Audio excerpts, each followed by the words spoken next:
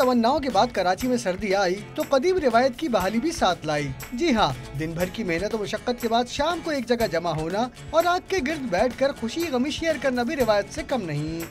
कराची में तो सर्दी जब होती है तो फिर ऐसी होती है, आग तो जलानी पड़ती है। हम एंजॉय भी कर रहे हैं, अपने हाथ भी सेक रहे हैं। सर्दी अचानक से बढ़ गई तो इस हिसाब से हम एंजॉय कर रहे हैं।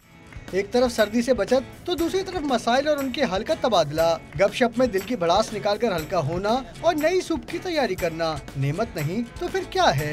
सर्द हवाएं चल रही है, खुद समझ में आई ना, सर्द को इस वक्त ठंड कुछ ज्यादा हो रही थी, आए बैठे थोड़ी सी आग जलाई और चलो जिस्म को गर्म कर लेते।